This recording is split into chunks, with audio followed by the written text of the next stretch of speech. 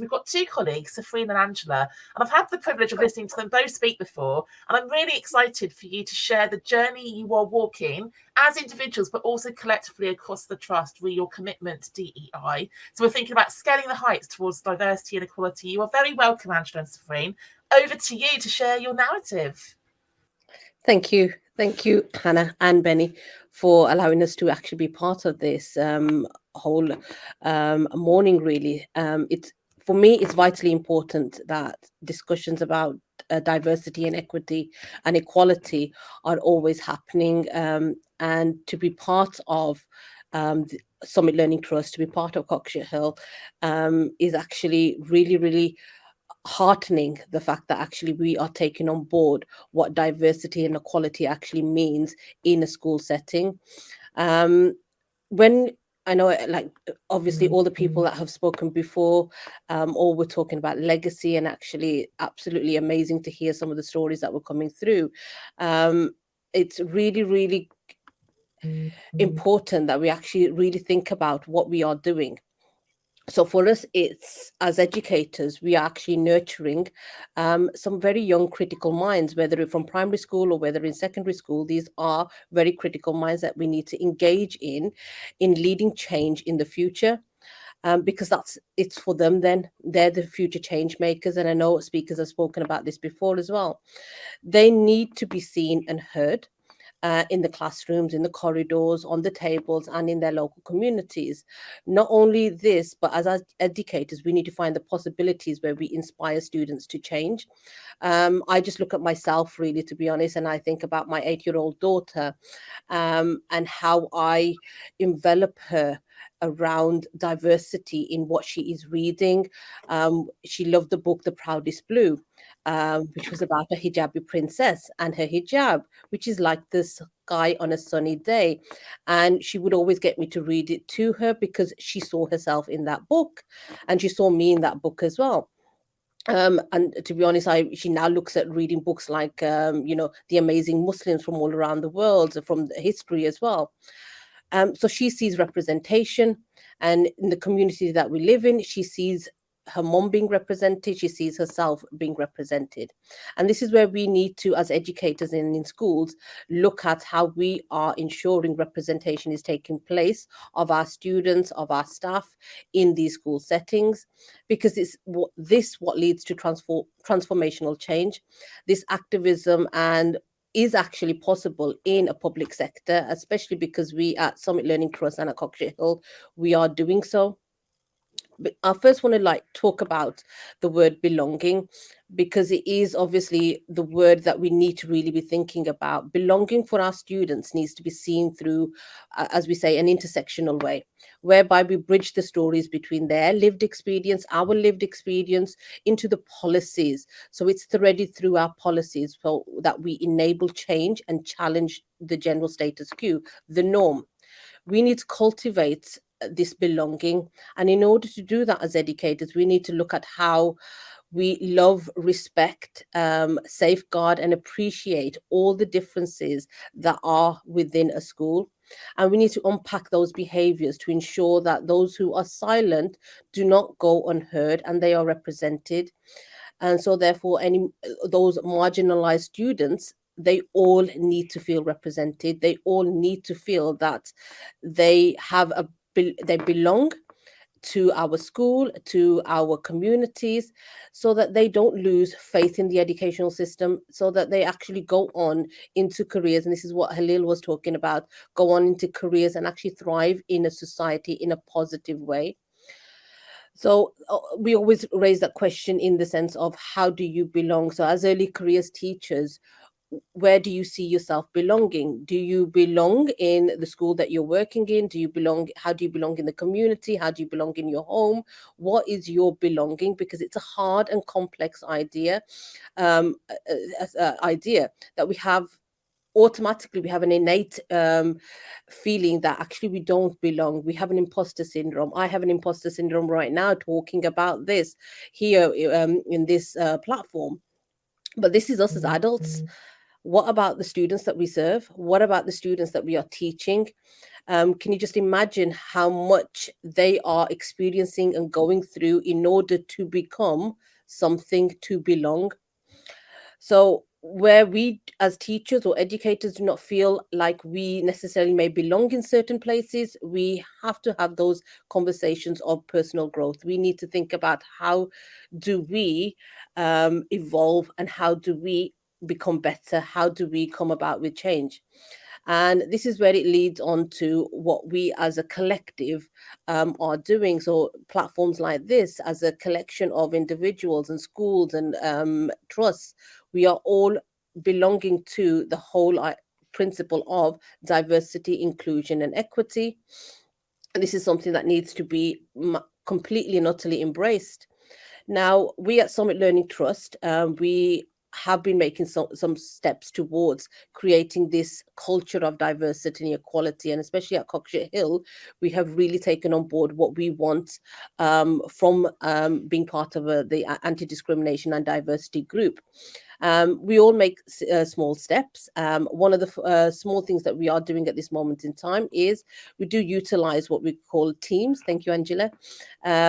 We do utilize our teams where we are constantly on a weekly basis putting up messages for our staff, because in order for our staff to have a sense of belonging, they need to look at their own unconscionable bias and think about how do we actually make ourselves develop ourselves, how do we actually educate ourselves. Well, one of the ways we are trying to do this as part of our steering group is to educate.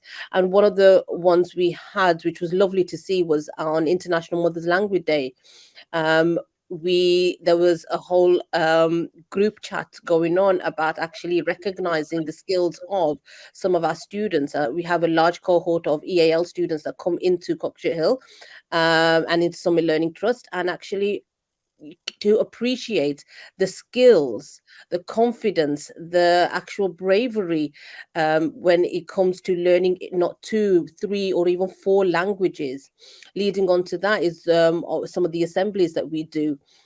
It is again getting them to see where their place is in this world, where their place is going to be when they are out there in society. Again, International Mother Language Day. I know Maz was talking about this a moment ago, but I go around the school and I say Assalamu alaikum, and students are saying it back to me, even though they're not Muslim, or even if they're not from a Pakistani background or Arabic background, but they are still saying it back to me.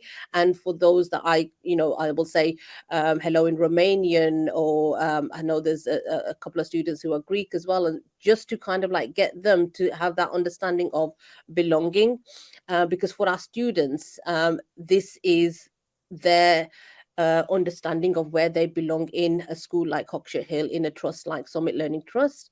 What we also have to understand is actually they've gone through seminal moments over the last 5 or so years, and our young people want to be represented, because what they've seen is they've seen the George Floyd murder, they've seen Black Lives Movement. They did not sit quiet when that happened. They were actually the activists. We see that they do not sit quietly when they are advocating for climate control or sustainable future. They have not sit silently when talking about their fears, when the girls have come across, our females have seen the murders of Sarah Everard or Sabina Nessa. So we as educators, we need to be key to enabling the race equity, equity across the board of all 9 protected characteristics, and bring about this transformative change. And one of the ways that we are doing this is actually where I know speakers have spoken about this previously as well, is about the terminology. One of the ways we are trying to embrace this culture of diversity and promote anti-discrimination is by educating our staff. And one of the ways we are doing it is by talking about the racist, homophobic language that students may say or may come across, and where we educate our staff in being able to use this as a toolkit. They can then look at questioning the student and actually dealing with the offensive slur that they've actually communicated. One of the ways we've done this is actually create a database with a variety of racist slurs, ethnic slurs, from a variety of different ethnicities, with a sound clip that allows a staff member to click on, listen to it, and actually have an understanding of what that actual word means. Thank you, Angela. So, how we've carried on from this with this is through the Equalities and Diversity group, student group, we created this image here, which shows the intersectionality of the qualities that all students have. And we've created this graphic, and it builds into our tree, which the tree has the flags of 46 different countries that represent our students. And it's come off the back of this, which where Zaffreen had mentioned about the belonging.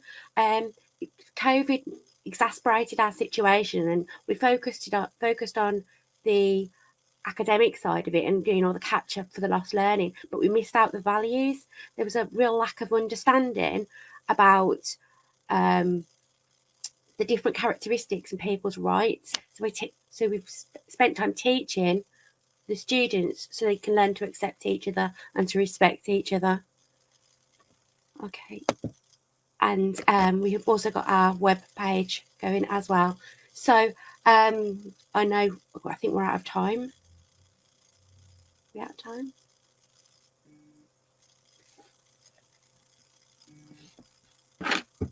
You can still go on, Angela. Oh, sorry. Okay, I can go back then a little bit.